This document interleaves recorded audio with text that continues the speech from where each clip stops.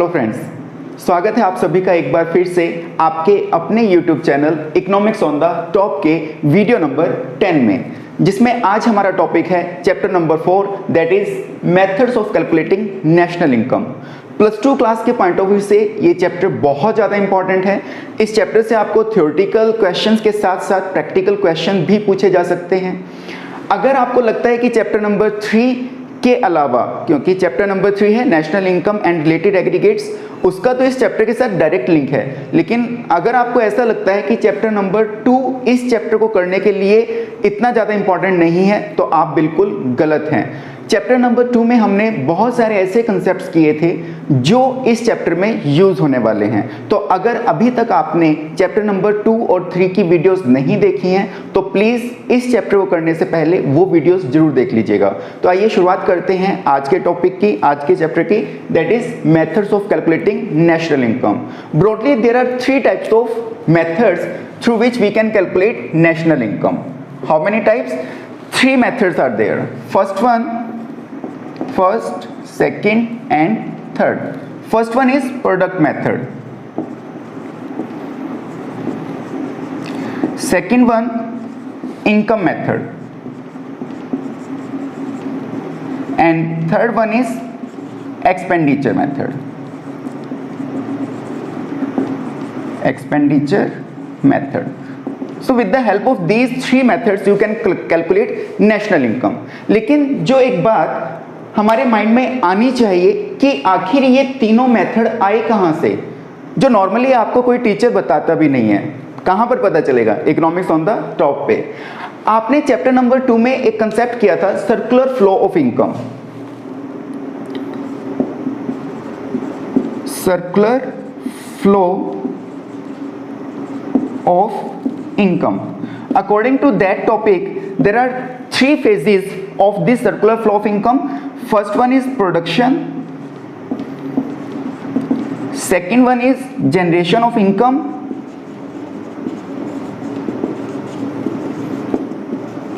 and third was expenditure.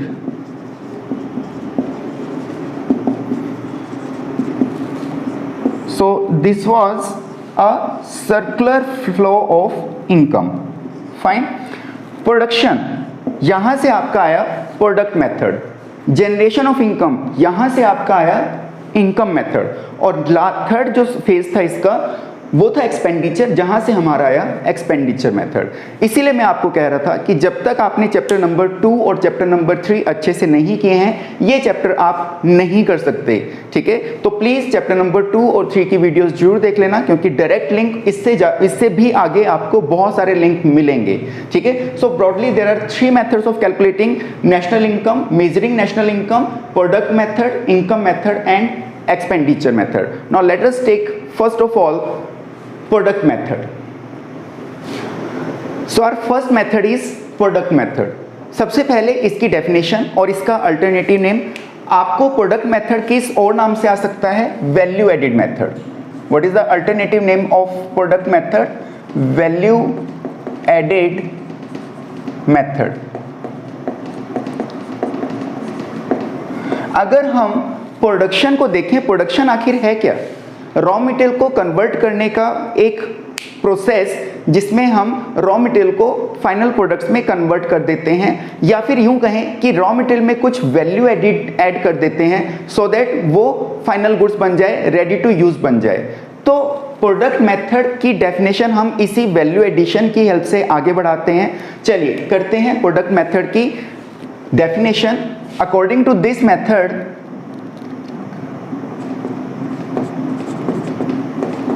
according to product method, national income is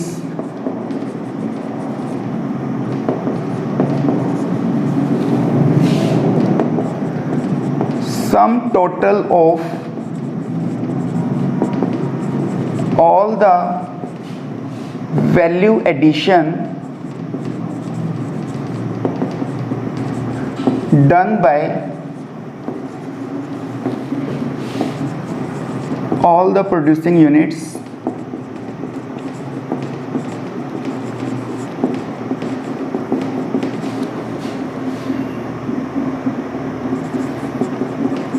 the country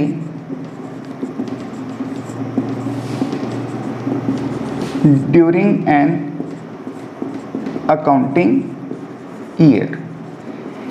एक साल में आपकी country में जितनी भी प्रोडक्शन यूनिट्स हैं उन्होंने जितना भी वैल्यू एडिशन किया है उसका सम टोटल क्या बन जाएगा आपका प्रोडक्ट मेथड। अब बात आती है कि वैल्यू एडिशन आखिर हम कैसे निकालेंगे। वैल्यू एडिशन कैसे निकालेंगे भाई, जो आपका वैल्यू ऑफ आउटपुट है, वैल्यू ऑफ आउटपुट, उसमें से आप क्या लेस कर देंगे, value of intermediate goods. Simple, value of intermediate goods. आपने एक चेयर बनाई जिसकी कॉस्ट आपको कितने की पड़ी, 1000 की, मतलब फाइनल प्रोडक्ट की वैल्यू कितने की है, 1000 की। सपोज उसमें से आपका 800 का क्या था, इंटरमीडिएट गुड्स, रॉ मटेरियल जो भी आपने उसमें यूज किया, तो बाकी बचा क्या, 1000 माइनस 800, 200 क्या आ गया आपके पास, वैल्यू एडिशन, जो आपने उस लकड़ी में, उस लोहे में जो भी वैल्यू एडिशन करके चेयर बनाया। ठीक है, तो ये आपका वैल्यू एडिशन। तो आपकी इकोनॉमी में जितना भी वैल्यू एडिशन करती हैं सभी की सभी प्रोड्यूसिंग यूनिट्स, उसका सम टोटल आपका क्या बन जाएगा, नेशनल इनकम। अब यहाँ पर एक चीज और देखने वाली है कि वैल्यू ऑफ आउटपुट कैसे कैलकुलेट करेंगे। वैल्यू ऑफ आउटपुट, यहां पर आप सेल्स लेंगे, सेल्स प्लस डेल्टा स्टॉक, और डेल्टा स्टॉक कैसे कैलकुलेट करेंगे,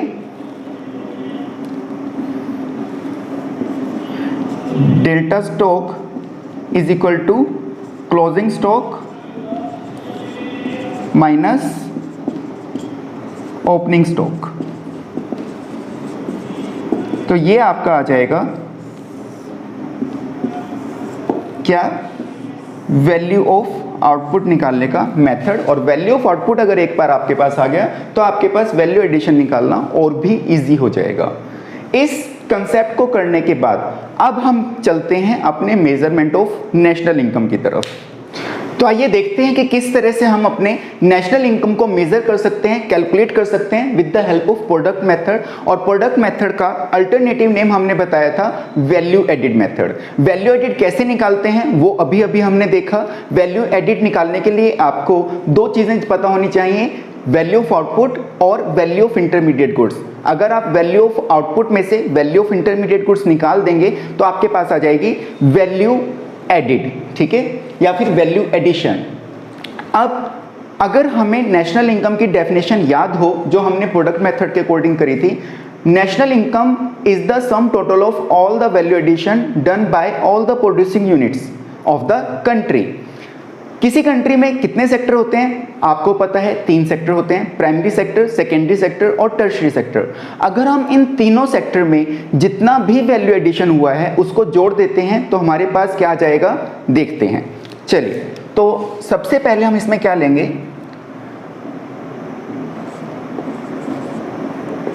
जितना भी आपका ग्रॉस वैल्यू एडिशन हुआ है in primary sector at market price. Fine, यहां पर मार्केट प्राइस लेना है। इसके बाद इसी तरह से मैं gross value addition in secondary sector ले लेता हूं, secondary sector at market price plus gross value addition in tertiary sector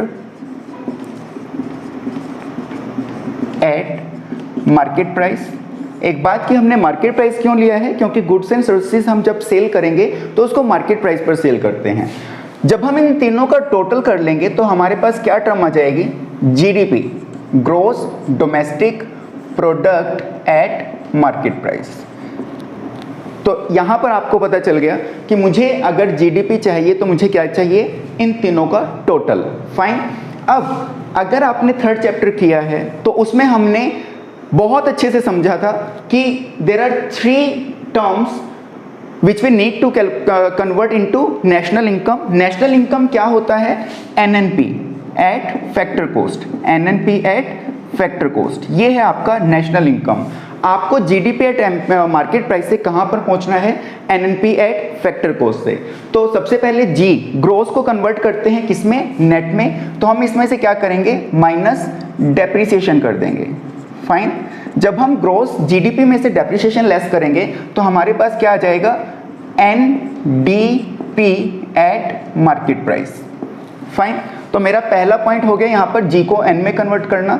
अब मैं डोमेस्टिक को नेशनल में कन्वर्ट करने की कोशिश करते हैं। तो यहां पर मुझे माइनस प्लस करना होगा क्या? Net factor income from abroad. और मेरे पास क्या आ जाएगा इसके बाद? अगर मैं इसमें प्लस कर देता हूं तो मेरे पास आ जाएगा NNP eight market price. Fine.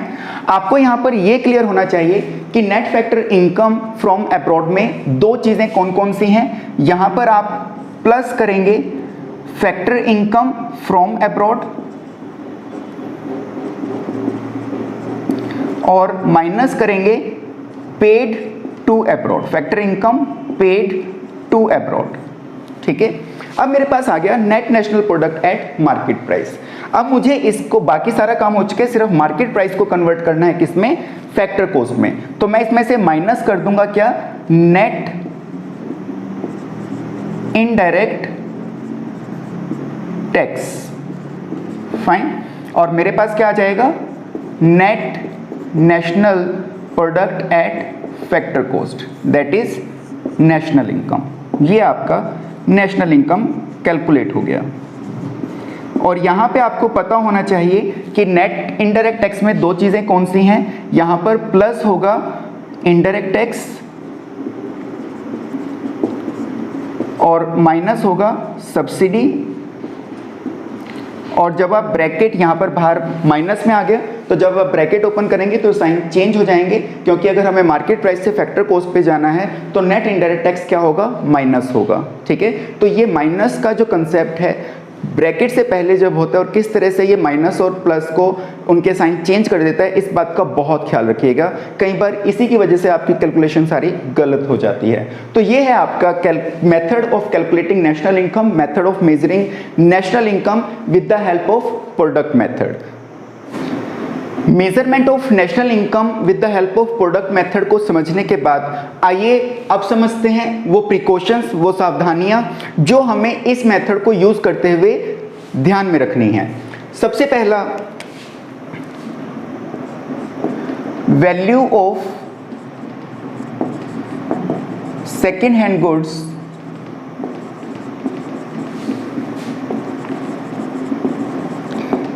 Is not counted.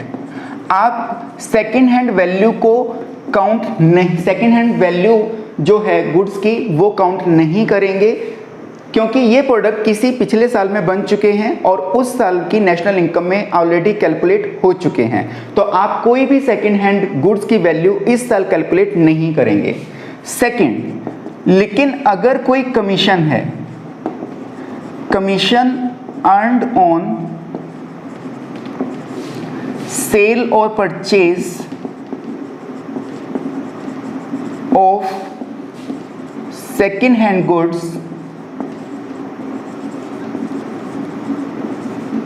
Is counted, क्योंकि आपने जो सेल और परचेज करके जो इनकम अर्न करी है वो इस साल में करी है। ठीक है। नेक्स्ट, हम सिर्फ कमीशन की बात कर रहे हैं, सेकेंड हैंड गुड्स की वैल्यू की बात नहीं कर रहे। Third, value of intermediate goods is not counted. आप जो इंटरमीडिएट गुड्स हैं आप सिर्फ और सिर्फ फाइनल गुड्स को कंसीडर करेंगे, इंटरमीडिएट गुड्स की वैल्यू को कैलकुलेट नहीं करेंगे, because it will lead to the problem of double counting. ये एक अलग से टॉपिक भी है आपका। फॉर एग्जाम्पल, अगर एक फार्मर ने वीट को सेल किया, किसको? फ्लोर मिल को, आटा चक्की वाले को, फ्लोर मिल को, ₹8 पर केजी में। ठीक है, फ्लोर मिल वाले ने इसका आटा बनाकर फ्लोर में कन्वर्ट कर दिया वीट को, और 10 रुपीज़ पर केजी में किसको सेल कर दिया? बेकर को सेल कर दिया, और बेकर ने 20 रुपीज़ का बिस्किट बनाकर फाइनली बेच दिया। सो हमने इन इंटरमीडिएट गुड्स की वैल्यू को कैलकुलेट नहीं करना है, हमने सिर्फ फाइनल गुड्स को कंसीडर करना है। तो यहाँ पर हमारा वैल्यू जो आएगा दैट इज़ 20 रुपीज़, क्योंकि अगर मैं इंटरमीडिएट गुड्स मतलब 8 + 10 + 20 को कैलकुलेट कर लेता हूँ तो मेरी इनकम आ जाती है, नेशनल इनकम बन जाएगी 38। It means it is the over estimation. Fine, आपकी नेशनल इनकम ओवर एस्टिमेटेड हो जाएगी। अब इस डबल काउंटिंग को से बचने के लिए आप क्या यूज़ कर सकते हैं? या तो आप फाइनल मेथड यूज़ कर सकते हैं, फाइनल गुड्स मेथड, या फिर आप वैल्यू एडिड मेथड ले सकते हैं, value added method. Double counting की प्रॉब्लम को अवॉइड करने के लिए आप ये दो मेथड यूज़ कर सकते हैं। या तो आप फाइनल गुड्स मेथड यूज़ कर लें, जो आपका फाइनल गुड है सिर्फ उसी की वैल्यू को कैलकुलेट करें, कंसीडर करें, या फिर आप वैल्यू एडिशन ले लें, value addition done by all the producing units. ठीक है, एवरी स्टेज। यहाँ पर इसने कितना वैल्यू एडिशन किया? 0 से पहुँचा 8 पर, तो 8 आ गया। 8 से इसने 10 रुपीज़ में कन्वर्ट करके वीट को फ्लोर में कन्वर्ट कर दिया। वैल्यू एडिशन कितने का हुआ? 2 रुपीज़ का। यहाँ पर वही फार्मूला यूज होगा, value of output minus value of intermediate goods. ठीक है, यहाँ पर 8 - 0 8, 10 - 8 2, और 20 - 10 10। तो यहाँ पर आपका जो वैल्यू एडिशन टोटल आ जाएगा वो आ जाएगा 20 के, which is equal to the final value, final goods की वैल्यू के इक्वल है। तो आप ये दो मेथड यूज कर सकते हैं। ये आपका पूरा टॉपिक एक कवर कर दिया मैंने, अलग से दे रखा है, यहीं पे कवर कर लिया। नाउ फोर्थ प्रिकॉशंस,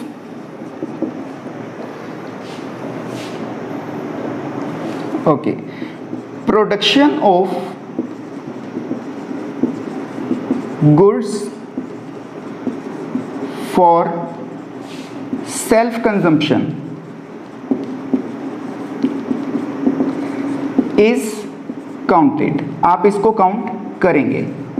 अगर आपने कोई प्रोडक्शन करी है जिसको आप खुद के इस्तेमाल के लिए यूज़ कर रहे हैं तो उसकी वैल्यू को काउंट करेंगे, क्योंकि अगर आप खुद के कंजम्पशन के लिए ना यूज़ कर रहे होते अपनी फैक्ट्री में से, तो आप मार्केट में से परचेज कर रहे होते, और उस केस में वो नेशनल इनकम का पार्ट बनती। तो अगर आप कोई ऐसी प्रोडक्शन कर रहे हैं जो सेल्फ कंजम्पशन के लिए, तो उसकी किसकी?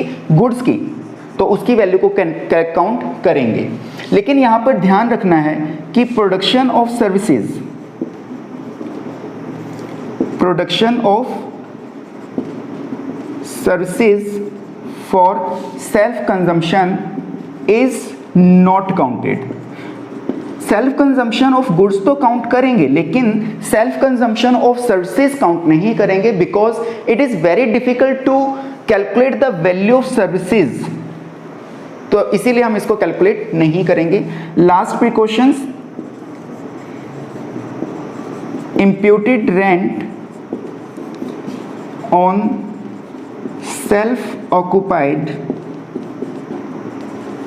house is counted। आपकी खुद की फैक्ट्री है, आपकी खुद की ज़मीन थी, खुद की फैक्ट्री है जिसको आप अपने बिजनेस पर्पज से यूज़ कर रहे हैं। अगर आपकी खुद की ना होती तो मार्केट से परचेज करते, ठीक है, तो उसकी वैल्यू को कैलकुलेट करते, कंसीडर करते। तो अगर आपकी खुद की है तो आप उसकी वैल्यू भी कैलकुलेट करेंगे। So these are the precautions while using product method for calculating national income. National income with the help of product method की कंप्लीट नॉलेज लेने के बाद अब हम अपनी नॉलेज को वेरीफाई करते हैं बाय सॉल्विंग दिस क्वेश्चन। कुछ आइटम्स आपको दे रखी हैं जिसकी हेल्प से आपको ultimately GDP at market price और नेशनल इनकम दोनों कैलकुलेट करने हैं, ठीक है। तो हमें मेथड याद है कि सबसे पहले हम क्या करते हैं, gross value addition, gross value addition किसका, प्राइमरी सेक्टर, सेकेंडरी सेक्टर और टर्शियरी सेक्टर का लेते हैं, जिसमें हम वैल्यू ऑफ आउटपुट में से value of intermediate goods less कर देंगे। तो यहाँ पर आपको वैल्यू ऑफ आउटपुट दे रखा है तीनों सेक्टर का, ये आप ऐड कर देंगे, जिसमें से वैल्यू ऑफ इंटरमीडिएट गुड्स को लेस कर देंगे। तो वैल्यू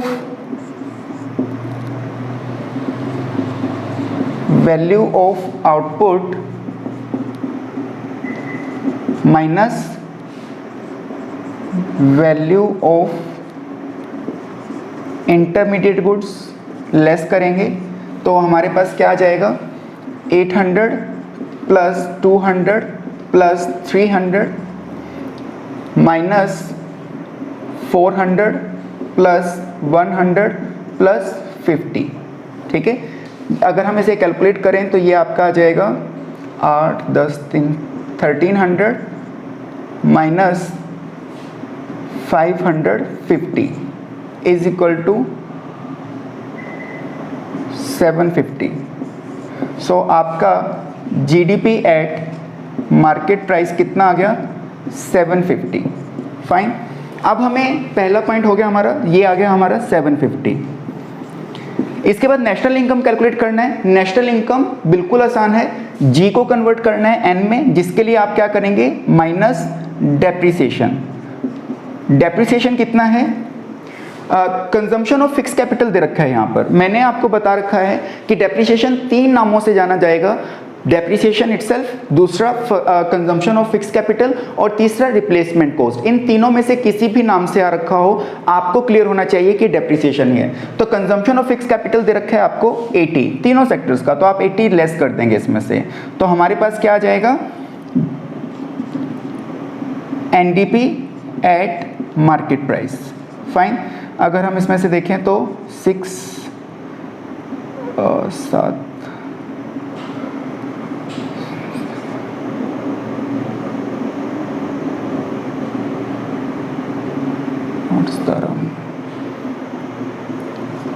670। फाइन, 670 आपके पास आ गया। अब इसमें से हम डी को एन में कन्वर्ट करना है, तो क्या करेंगे, plus net factor income from abroad, जिसमें आप प्लस करेंगे फैक्टर इनकम फ्रॉम अब्रॉड और माइनस करेंगे क्या, factor income paid to abroad. तो यहाँ पर फैक्टर इनकम फ्रॉम अब्रॉड दे रखा है 10, तो इसको तो आप प्लस करेंगे और माइनस करेंगे पेड टू अब्रॉड 20। तो यहाँ पर जो नेट इफेक्ट आया -10 का, तो -10 हो जाएगा, ये आपका आ गया 660। और ये जो टर्म आई आपके पास, ये क्या आ गया, NNP eight market price. Fine, अब मुझे NNP एट फैक्टर कॉस्ट पे जाना है, तो हम क्या करेंगे, इसमें से नेट इनडायरेक्ट टैक्स लेस कर देंगे, नेट इनडायरेक्ट टैक्स को लेस करेंगे। और नेट इनडायरेक्ट टैक्स में प्लस होता है इनडायरेक्ट टैक्स, क्या दे रखा है यहाँ पर, इनडायरेक्ट टैक्स ये रहा 50, और माइनस करेंगे सब्सिडी -20, लेकिन बाहर माइनस का साइन है तो ये चेंज हो जाएगा आपका साइन, ये हो जाएगा माइनस का और ये हो जाएगा प्लस का, तो -30 नेट इफेक्ट आया, और ये आपका आ गया 630। ये क्या आया, NNP एट फैक्टर कॉस्ट और नेशनल इनकम, तो यहाँ पे आपका आ गया नेशनल इनकम 630। तो बहुत इजी है, एक बार आप प्रैक्टिस कीजिए, उसके बाद आपको अपने आप आ जाएगा, बट प्रैक्टिस जरूर कीजिएगा। प्रैक्टिस के बिना आप सोचिए कि आपने कुछ भी नहीं पढ़ा। फ्रेंड्स, अगर आपको लगता है कि हमारी ये वीडियो आपको अच्छी लगी है, हमारी इस वीडियो के कारण आपके अंदर कुछ वैल्यू एडिशन हो रहा है, तो प्लीज़ हमारे चैनल को सब्सक्राइब कीजिए, हमारी वीडियोस को ज़्यादा से ज़्यादा लाइक कीजिए, शेयर कीजिए, अपने दोस्तों को बताइए। ट्यूशन पर पैसे देने से अच्छा यहाँ पर फ्री में पढ़िए। हम आपके हर क्वेरी का आंसर देने की कोशिश करेंगे। अपनी जो भी क्वेरीज हों, आप हमें नीचे डिस्क्रिप्शन में जो ईमेल एड्रेस दे रखा है वहाँ पर लिख सकते हैं, आप हमें कमेंट बॉक्स में भी लिख सकते हैं। Definitely we will come back to you and we will resolve all your queries related to these topics. और एक बहुत इंपॉर्टेंट बात कि अगर आपको इन टॉपिक्स के, इन चैप्टर्स के रिटर्न नोट्स चाहिए तो ये हमने आप ही के लिए प्रिपेयर किए हैं। आप हमें इस दिए गए व्हाट्सएप नंबर पर कॉन्टैक्ट कर सकते हैं। We will tell you the procedure how you can get it. Thank you very much for watching the video. Have a nice day to everyone.